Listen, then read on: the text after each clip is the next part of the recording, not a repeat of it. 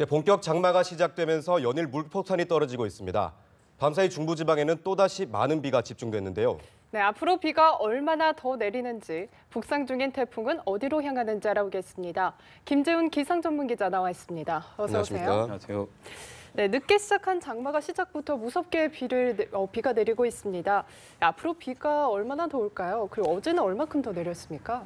네, 올해 장마가 평년보다 한 일주일 정도 예. 늦게 시작이 됐는데 초반부터 진짜 그야말로 맹위를 떨치고 있습니다. 일요일과 월요일 사이에는 강원 북부 산간에 300mm가 넘는 기록적인 물폭탄이 쏟아진 데 이어서 어제 밤과 오늘 새벽 사이에는 강원 남부와 충청 지방을 중심으로 또다시 150mm가량의 기록적인 폭우가 좀 쏟아졌습니다. 오전 7시를 기준으로 충북 청주가 160mm, 경북 문경과 강원 태백에서 140mm 안팎의 강수량을 기록을 하고 있습니다. 네. 특히 태풍의 직접적인 영향은 아니지만 간접적인 영향으로 현재 남해안과 부산 지역으로는 호우 경보가 내려져 있습니다. 이들 지역에서는 시간당 30mm의 강한 비가 쏟아지고 있고 또 돌풍과 벼락을 동반하고 있습니다. 아무래도 비구름이 태풍의 동반되었던 비구름이었기 때문에 앞으로도 상당히 강하게 발달을 할 것으로 보여집니다. 이들 지역에서는 피해가 없도록 각별히 좀 주의를 하셔야겠습니다. 내륙 지방의 비는 앞으로 오후 들면서 좀 소강 상태에 들 것으로 보여집니다. 다만 충청과 남부 지역 같은 경우에는 내일까지 120mm의 많은 비가 좀 다시 더 내릴 것으로 보여지고 있습니다. 비 피해가 없도록 좀 대비를 잘 하셔야겠습니다. 네, 연일 집중호우로 크고 작은 피해가 속출하고 있습니다. 반가운 비이긴 한데 앞으로 비가 적당히 내려야 될 것 같습니다. 또다시 큰 비 소식 있습니까?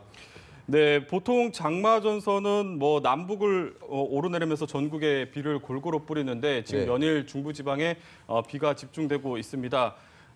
비구름대가 남해와 동해상으로 물러나면서 일단 내일은 소강 상태에 들 것으로 보여지지만 하지만 목요일에 다시 남부지방에서 비가 좀 장맛비가 시작이 되겠고 네. 금요일부터는 장마 전선이 다시 활성화되면서 중부지방에 다시 한번 많은 비가 집중이 될 것으로 지금 보여지고 있습니다. 현재까지 예보대로라면 중부지방에 강한 비가 다시 내릴 것으로 보여서 추가 피해가 우려되는 상황이고요. 또 어제와 오늘만큼이나 또다시 시간당 30mm 이상의 비가 내릴 것으로 예상이 되고 있습니다. 사실 오늘까지 내륙에 기록적인 폭우가 쏟아졌어도 상대적으로 비 피해가 적었던 것은 또 올해 워낙 가물었었기 때문입니다. 네. 그만큼 저수지와 하천 등이 메말라 있었기 때문에 비를 담아낼 수 있는 공간이 있었고 또 그만큼 또 땅이 메말라 있었기 때문에 물이 상당히 많이 흡수를 할 수가 있었습니다. 네. 하지만 앞으로 내리는 비가 문제입니다. 지금 상당히 비가 많이 내렸기 때문에 지반이 많이 약해져 있습니다. 그래서 앞으로 오늘과 또 어제 같은 집중호우가 쏟아진다면 큰 피해가 날 수가 있습니다. 따라서 대비를 좀 잘 하셔야겠습니다. 비가 골고루 오면 참 좋을 텐데 연일 서울과 중부지방에만 좀 집중되고 있는 것 같거든요. 오히려 경북에서는 폭염이 기승이라고 하던데 왜 이런 현상이 나타나는 건가요? 네, 보통 장마 전선은 이제 북상을 하게 되면 전국적으로 좀 비가 골고루 내린다고 이렇게 생각을 할 수가 있는데 좀 더 좀 복잡한 상황이긴 하지만 좀 간단히 설명을 드리자면 보통 장마 전선은 한반도 북쪽의 찬 공기와 또 남쪽의 따뜻한 공기와의 서로 세력 간의 힘겨루기에 의해서 장마 전선이 만들어집니다. 근데 최근에 한반도 북쪽의 찬 공기와 남쪽의 따뜻한 공기의 힘겨루기 과정에서 어느 한쪽도 지금 물러서지 않고 있습니다. 따라서 두 기단 사이에 장마 전선이 끼이면서 어느 쪽으로도 움직이지 못하고 중부지방에 그대로 머물고 있습니다. 따라서 중부지방에 연일 집중호우가 쏟아지고 있는 것이고요.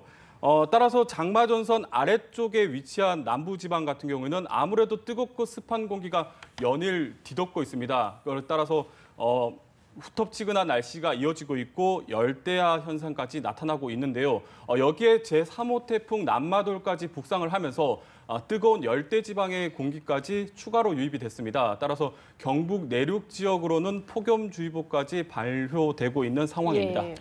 네, 이런 폭우로 피해만 없다면 극심한 가뭄은 해소됐다고 볼 수 있겠는데요. 어떻습니까? 이번 가뭄으로 좀 해결됐나요?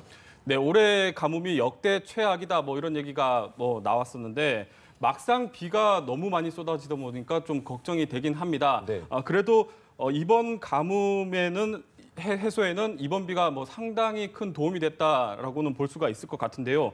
앞으로 추가적인 비 피해만 없다면 정말 고마운 단비가 될 것 같습니다. 네.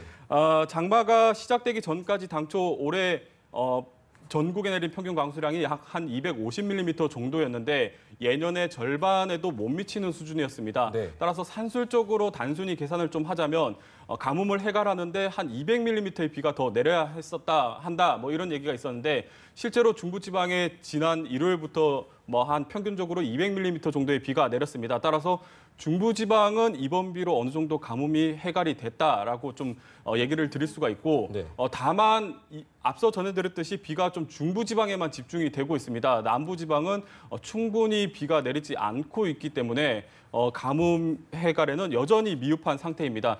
지금 뭐 주말쯤에 전국적으로 좀 강한 장맛비가 예보가 돼 있는데 이때는 좀 가뭄 해소를 좀 기대를 해볼 수 있을 것 같습니다. 네, 뭐 태풍까지 북상한다는 소식이 들려와서 참 걱정이었는데 다행히 우리나라는 비껴가는 것 같은데요. 현재 태풍은 어디에 있고 또 앞으로의 진로는 어떻습니까? 네, 제3호 태풍 남마돌은 현재 제주 남쪽 먼바다를 지나서 남해 동부 먼바다 정도까지 진출을 했습니다. 현재 중심 기압은 985헥토파스칼 정도 되고 네. 약한 등급의 소형 태풍입니다. 어제까지만 해도 대만 동쪽에서 북상을 하고 있었는데 아무래도 덩치가 작고 세력이 약하다 보니까 주변 기류에 쉽게 휩쓸리면서 아주 빠른 속도로 북상을 했습니다. 태풍이 한반도를 비껴나가면서 제주도와 남해안만 일부 간접적인 영향을 주고 있는데 앞서 전해드렸듯이 남해안과 부산 같은 경우에는 태풍의 전면에서 발생하는 간접적인 영향으로 호우가 쏟아지고 있습니다. 다시 한번 전하지만 이들 지역은 좀 비 피해에 대한 대비를 좀 하셔야 되겠고 네. 나머지 지역들은 태풍의 이제 직접 영향에서 벗어났다고 볼 수가 있겠습니다. 앞으로 태풍은 일본 규슈 지방에 오후쯤에 상륙을 할 것으로 보여지고 내일쯤이면 일본 동쪽 해상에서 소멸을 할 것으로 보여지고 있습니다. 네, 당장 이번 주 후반만 하더라도 또다시 큰 비가 내린다고 하는데요. 뭐 장마철에 대처 요령 같은 게 있습니까? 네, 그나마 지난 몇 년간은 장맛비가 약했기 때문에 뭐 이렇다 할 장마철에는 큰 피해가 없었습니다. 하지만 올해 장마는 초반부터 중부지방에 연일 집중이 되고 있기 때문에 이제 앞으로 추가 피해가 또 우려되는 상황인데요.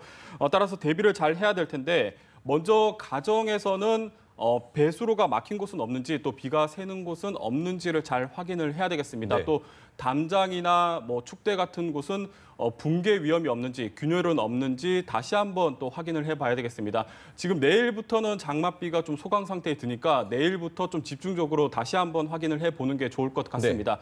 만약에 침수가 우려된다면 미리 모래주머니 같은 것을 준비해두는 것이 좋겠고 또 만일의 사태에 대비해서는 비상연락처를 숙지를 하고 또 미리 대피할 수 있는 장소를 미리 알아두는 것이 좋겠습니다. 또 침수 시에는 대피를 할 경우에는 고지대로 대피하는 것이 좋겠고 네. 또 이 길에서 갑자기 물이 차오를 경우에는 신호등이나 고압전선 근처에는 절대로 가지 말아야 됩니다. 감전 위험이 상당히 높습니다. 만약에 뭐 지난 일요일과 월요일 사이에도 상황이 나타났었지만 계곡 같은 경우에는 물이 순식간에 불어날 수가 있습니다. 네. 계곡에서는 섣불리 강이나 계곡을 건너려고 하지 말고 반드시 구조대에 먼저 연락을 한 뒤 안전한 장소에서 구조대가 올 때까지 기다리는 것이 가장 안전한 방법이라고 얘기를 할 수가 있겠습니다. 예, 아무쪼록 비 피해가 없었으면 하는 바람이네요. 지금까지 김지은 기상전문기자와 함께했습니다. 고맙습니다. 그렇습니다.